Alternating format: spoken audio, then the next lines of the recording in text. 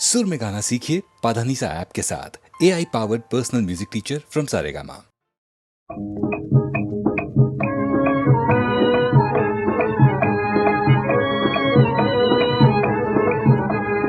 याद यार याद भी तेरी कमाल है, तेरे बगैर हिज्र में जीना मुहाल है। याद यार याद भी तेरी कमाल है, तेरे बगैर हिज्र में जीना मुहाल है।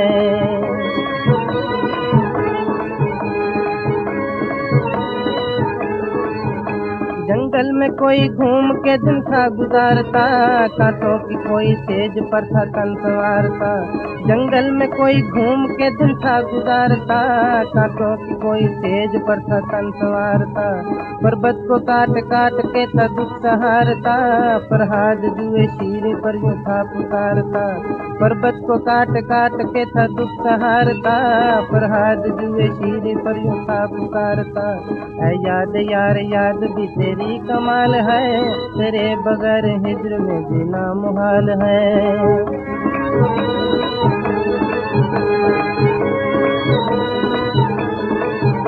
रांझे को तूने प्यार से जोगी बना दिया, जोगी बना के हीर का जलवा दिखा दिया। रांझे को तूने प्यार से जोगी बना दिया, जोगी बना के हीर का जलवा दिखा दिया। शशि को ऐसे दर्द का सागर पिला दिया, पुन्नू को इसकी कब्र पर लाकर बिठा दिया।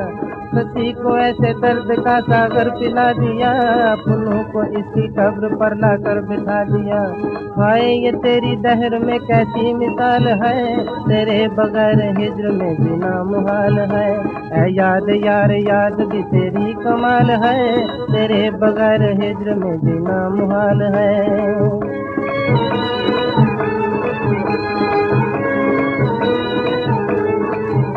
तूने वो साज दिल पर नगमे सुना दिए, कितना लबों को इश्क के सागर पिला दिए। तूने वो साज दिल पर नगमे सुना दिए, कितना लबों को इश्क के सागर पिला दिए। मूसा को कुए तूर पर जलवे दिखा दिए, चांद दिल के दाग भी रोशन बना दिए। मूसा को कुए तूर पर जलवे दिखा दिए, चांद दिल के दाग भी रोशन बना दिए। माशूक से भी रूबरू तेरा ख्याल है, तेरे बगैर हिज्र में जीना मुहाल है। ऐ याद यार याद भी तेरी कमाल है, तेरे बगैर हिज्र में जीना मुहाल है।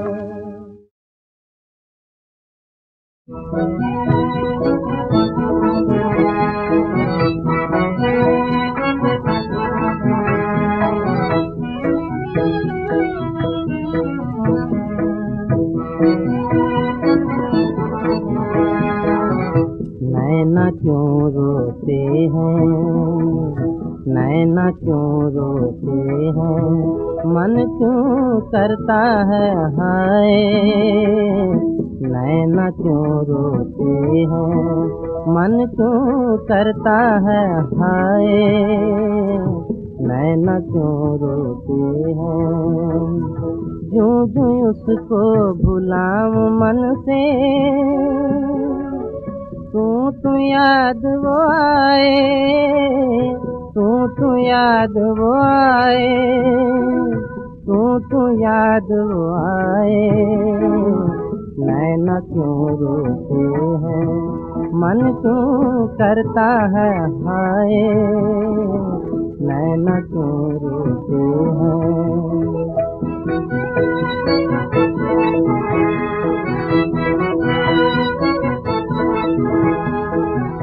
नैनों से आंसू जो झलके,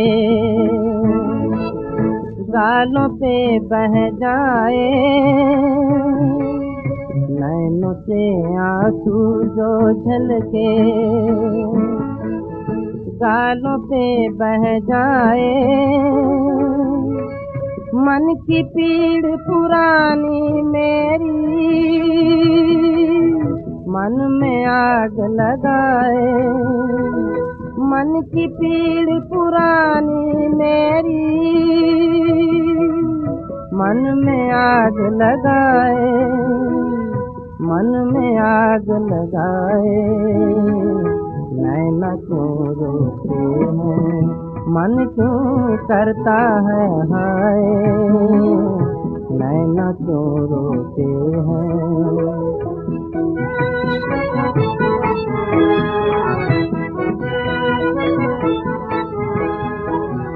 नैनों में सूरत सजनी की, क्यों नैना उमड़ाए। नैनों में सूरत सजनी की, क्यों नैना उमड़ाए। ढलक रहा है पानी नैनों से, सूरत बह ना जाए। ढलक रहा है पानी नैनों से, सूरत बह ना जाए, सूरत बह ना जाए।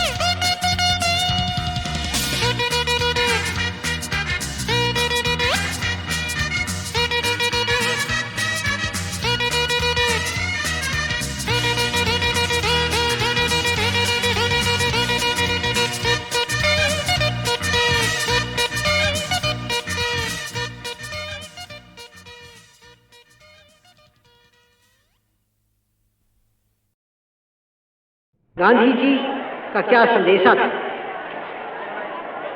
8 बरस हुए इस बात को, और आप सबों के को याद होगा कैसे एकदम से हिंदुस्तान का दिल दहल गया था इस खबर को सुन के। और हम लोग जो उनके नीचे काम करने वाले थे और उनसे सलाह मशवरा लेते थे हर बात पर, एकदम से हमारे आंखों के सामने अंधेरा छा गया था। लेकिन अब इस बात को सोचकर और गांधी जी के जीवन को देखकर और उनके मरने को देखकर विचार ये होता है कि जीना भी अच्छा था और मरना भी अच्छा था। मामूली मरना उनको शोभा नहीं देता, जैसे मामूली जीना उनको शोभा नहीं देता।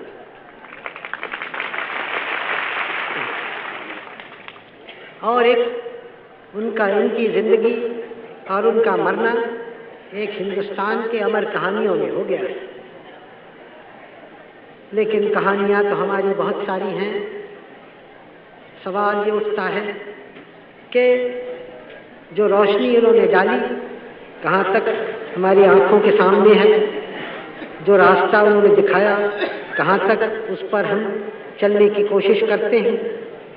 इसलिए ऐसे दिन जैसे 30 जनवरी था अभी, जो कि आप जानते हैं अब एक हमारे शहीदों का दिन हिंदुस्तान भर के लिए हो गया है, या आज का दिन 13 फरवरी, इस दिन कुछ देर ज़रा हमें अपने दिल से पूछना है, हम कहाँ हैं, हम किधर देखते हैं। हम महात्मा गांधी की जय कितनी हमने पुकारी, उनकी जय तो हुई, लेकिन कहाँ तक उनके रास्ते पर चले हम और चल रहे हैं। ज़रा अपने दिमाग को, दिल को ताज़ा करना और इस सवाल का जवाब ढूंढना, क्योंकि बहुत आसान होता है, हम भूल जाते हैं। लोग भूल जाते हैं बड़ी से बड़ी बातों पर, लोग बहक जाते हैं आसानी से और हमने इतने बड़े काम उठाए हैं कि उसमें न भूलने की गुंजाइश है न बहकने की।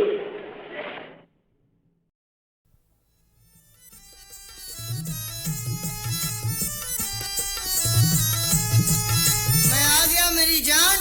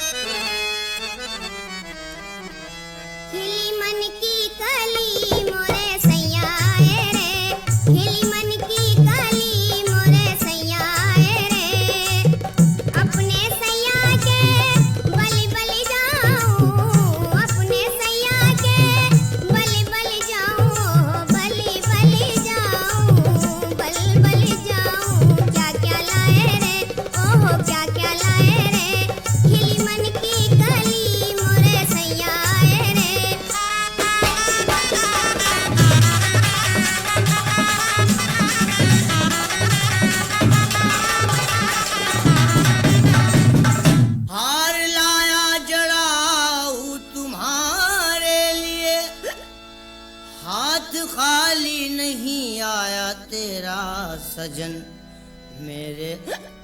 मेरे हाथों से पहनो मेरी दिलरुबा, देख कर झूम उठूं तुम्हें जाने मन।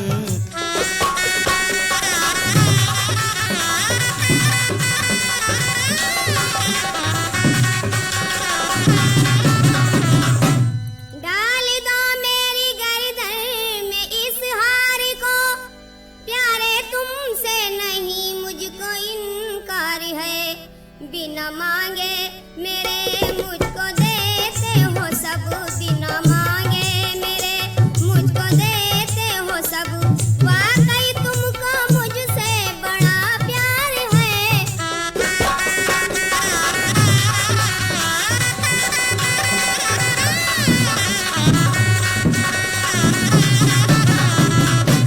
जब दारू के नशे में दयाराम झूम उठा, तब अब्दुल गनी से पेशालार ने अपनी फौज के साथ उसे कैद कर लिया। बादशाह ने दरबार में बुलाया और कहा, नीच बेशरम बुज़दिले कहता खुद को शेर, बेगम के गहने लिए बनकर बहुत दिलेर।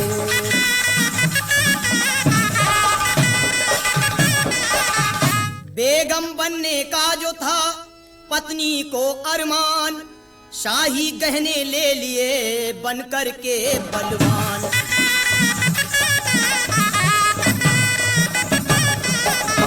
अपने इस जुर्म की जानता है सजा,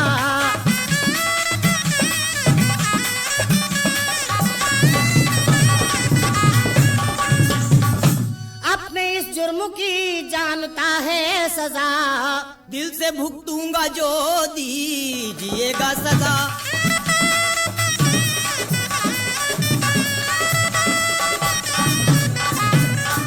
सजाए मौत का मैं तुझको हुक्म कर दूंगा,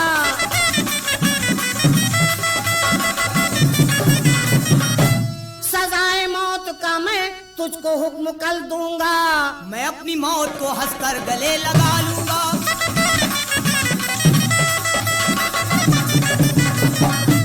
ले जाओ मेरे सामने से और डाल दो इसे कैद खाने में। और उसके बाद दयाराम के भाई चांद सिंह ने दरबार में आकर दयाराम से कहा, हथकड़ी बेड़ी पहने हुए जा रहे, वीरता को कलंकित किया है गजब। भैया बाजू में ताकत तुम्हारे जो हो, तोड़ दो हथकड़ी बेड़ी जानू मैं तब।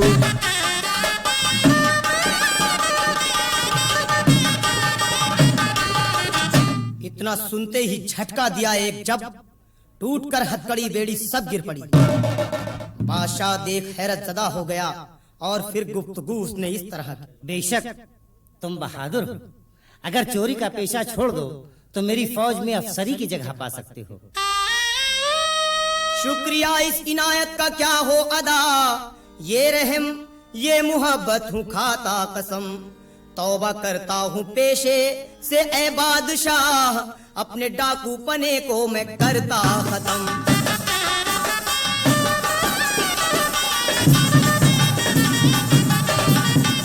वाकई तुम बहादुर दयाराम हो, माफ कर दी खता बख्श दी जिंदगी। चोरी का पेशा छोड़ा ये अच्छा किया, मैंने अपने यहाँ तुमको दी नौकरी।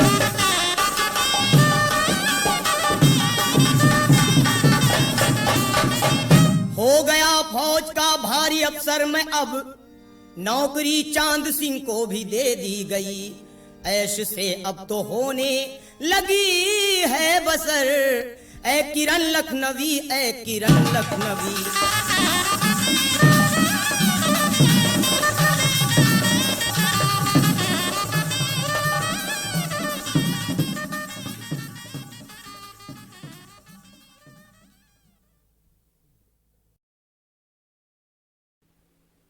कितनी जल्दी देश की हालत अच्छी हो, देश आगे बढ़े, जनता की कठिनाइयाँ दूर हों, तो कैसे हो सकता था?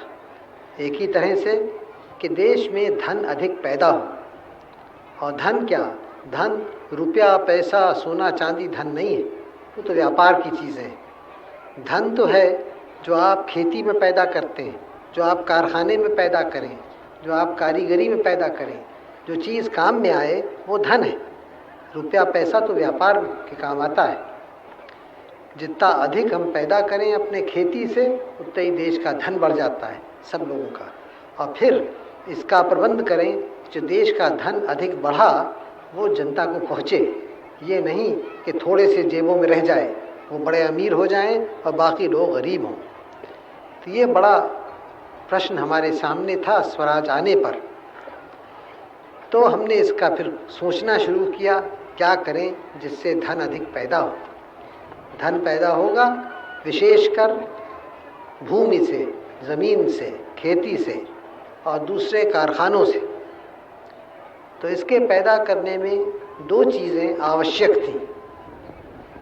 एक तो भूमि से पैदा करने में पानी आए, नहर का पानी, बड़े बड़े नदियों से लेके नहर का पानी पहुंचाएं, जिससे हम लोग इस बात मोहताज न हो जो वर्षा हो न हो हम पानी ला सकें। एक तो ये, और दूसरे हम बिजली पैदा करें जिससे बड़े बड़े कारखाने बने, बड़े छोटे, और खेती में भी बिजली का काम आए।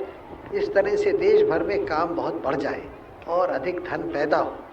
इसीलिए हमने पंचवर्षीय योजना की, एक पहली, दूसरी, अब तीसरी पंचवर्षीय योजना है। तो उसमें तो बहुत सारी बातें हमें करनी है पंचवर्षीय योजना में, लेकिन सब में पहले खेती का काम करना है। और खेती के लिए हमें प्रबंध करना है नहरें बनाने का, पानी लाने का, और दूसरे बिजली की शक्ति पैदा करनी है नदियों के प्रभाव से। ये दो बड़ा काम हमने उठाया था, और जितना देश में हुआ है ये जहाँ जहाँ, वहाँ उससे बहुत लाभ हुआ है। जिस रास्ते से भी आगे बढ़े हिंदुस्तान में, उसमें शिक्षा की, तालीम की ज़रूरत है, हर एक की। लोग कहा करते हैं कि मैथ एजुकेशन हो, हर एक को मौका मिले, बल्कि मजबूरी हो। ठीक है वो बातें, होनी चाहिए और होंगी, लेकिन आखिर में शिक्षा किस तरह की है, दो बातों पे दारोमदार है। यानी कहाँ तक वो कौम को आगे ले जाती है और उसको एक मजबूत ज़मीन पर कायम रखती है, खाली हवाई नहीं कर देती, और कहाँ तक वो आजकल की मजबूती भी हो और कहाँ तक आजकल की दुनिया की हवा जो है उसको भी वो समझती है। तो ख़ासकर जो हमारे देश में समझा जाता है कि जिधर एक कौम का ध्यान कुछ न कुछ हमेशा रहा है, हर देश ये समझता है कि आपके देश में खूबी नहीं है। हर देश वाले समझते हैं कि हम किसी न किसी बात में ज़्यादा पहुँचे हुए हैं। दूसरे देश में जाइए, दूसरे देश वाले समझते हैं अपने निस्बत।